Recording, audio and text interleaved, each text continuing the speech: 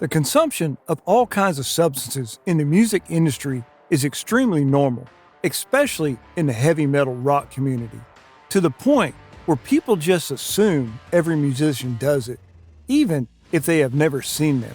However, there are artists that don't mind doing shows completely wasted or high as the mountains. These are some of the most intoxicated rock stars on stage. One of the most infamous drunken performances is from a well-known vocalist. The years of drinking and substance abuse finally caught up to Green Day's frontman Billy Joe Armstrong in a night that he probably will never forget. A lot of people are pretty familiar with Green Day's 2012 performance at the iHeartRadio Music Festival. A TV monitor alerted the band that they only had 1 minute left to perform. The festival got the band's set time cut short in order for Usher to have more time. Of course, this did not sit well with the singer. He immediately stopped the song they were playing and said he wanted to sing another song because they only had 1 minute left. Jesus Christ, we've got 4 minutes left? The fuck am I gonna do with 4 minutes?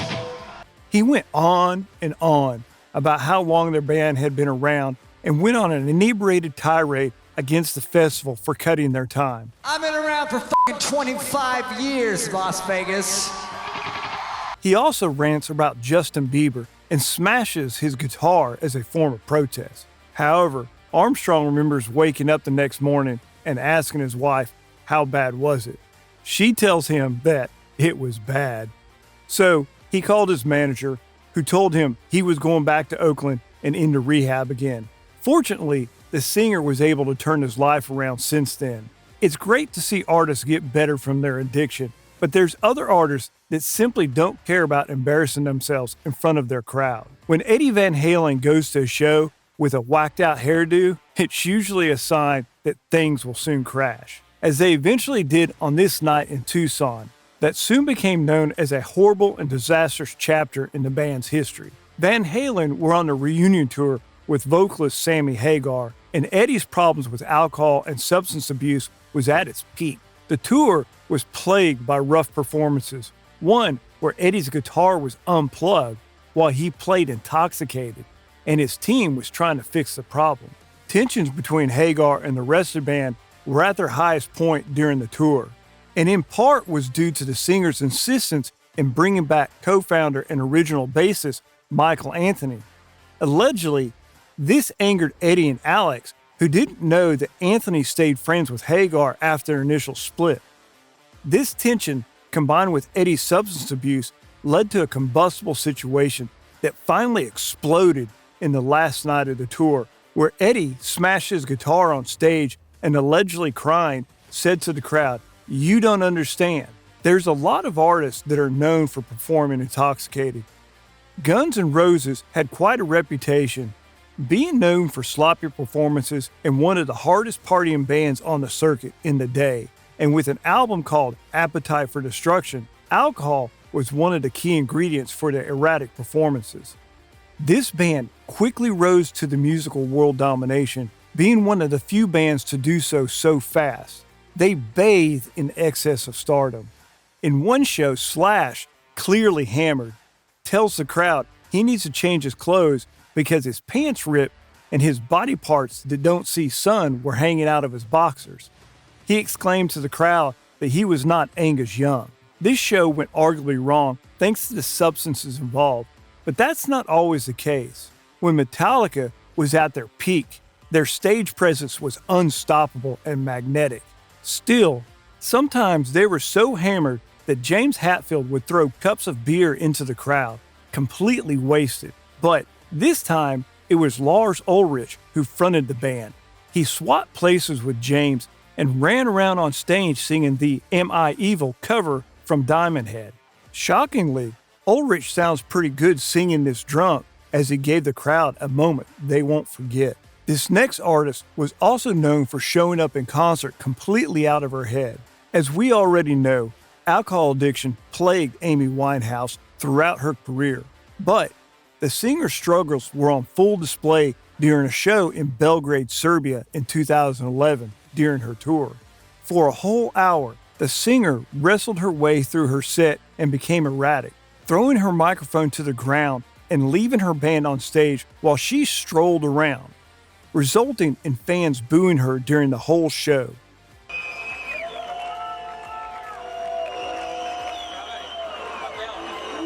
The tour was intended to be a new start for her after years of struggling. The hotel staff was even ordered to remove alcohol from her room. Unfortunately, the effort to keep her sober were unsuccessful as she passed away later that year. Sadly, she isn't the only artist that has faced deadly consequences for their addiction. Morrison had his fair share of onstage incidents, but by 1969, his drinking and substance abuse was at its highest points. His performance in March was a particularly embarrassing moment for the singer and went down in rock and roll history. The singer antagonized the crowd and went on a rant about how they were all slaves that let people tell them what to do, resulting in boos from the audience.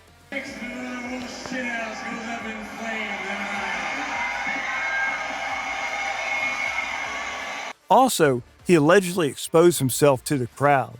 There was even a court case that followed the incident, which resulted in a 6-month jail sentence for the Doors frontman. But even with this bad experience, he apparently didn't learn anything from it, because next year, the controversial behavior continued. In one show, he went on a tirade in front of the crowd saying, "Come out from behind the false mustache, Adolf. I know you're in there." Adolf Hitler is still alive. I slept with her last night. Come out from behind that false mustache, Adolf. I know you're in there. While keyboardist Ray Manzarek implores him to knock it off. In that same year, Morrison yelled again to his crowd in Boston after promoters cut power to everything except his microphone.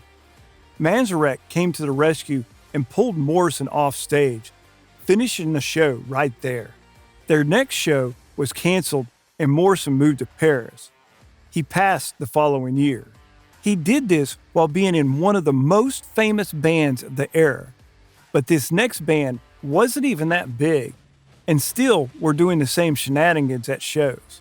On a tour in Rotterdam, 1991, before Nirvana achieved their massive success with Smells Like Teen Spirit, an incredibly wasted Nirvana did a show where they got even drunker as time passed. They played a sloppy version of Nevermind. As Cobain attempts to start the song, he throws his hands up in the air because something is going on with the sound. After a minute, things were sorted out and the band played the song again. Cobain can be seen swerving around the stage and staggering his way through the performance, while these artists were still able to finish their shows for the most part. The next musician couldn't even finish their set because the substance he took was stronger than him. On November 20th, 1973, just before the Who's show at California's Cow Palace, Keith Moon took an astonishing amount of animal tranquilizers for no real reason apart from him being Keith fucking Moon. He was able to make it through 70 minutes of the set, but near the end of Won't Get Fooled Again, the drums suddenly stopped. Moon passed out and had to be carried off stage. A fan filled in for the rest of the show. I'm sure it was a bad night for Moon, but definitely for that fan, it was one of the best experiences ever. Fortunately, or unfortunately, there's another artist that couldn't go through his whole show either and faced really embarrassing consequences. There was actually a time where Creed gave such a poor performance that the audience collectively sued them for $2 million. Well, even if those fans clearly remember that, lead singer Scott Stapp probably doesn't, because he was supremely medicated, to the point where he wasn't able to perform. According to the court documents, he was so intoxicated or medicated that he was unable to sing the lyrics of a single Creed song. But what really happened was that during the show, Stapp left the stage for long periods of time, rolled around on the floor off stage in apparent distress, and appeared to pass out. However, he luckily has gotten clean and apologized for the incident in his 2012 autobiography. The complete opposite happens with Liam Gallagher, that it's an ongoing source of entertainment. The former Oasis member loves to drop one controversial quote after the other during interviews.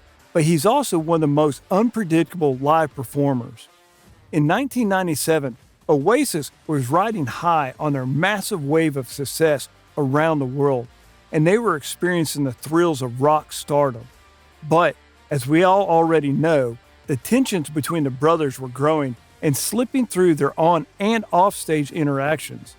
Nevertheless, at the 1997 gig in France, where they were headlining the show, a drunken display from Liam was an embarrassing moment for everyone involved.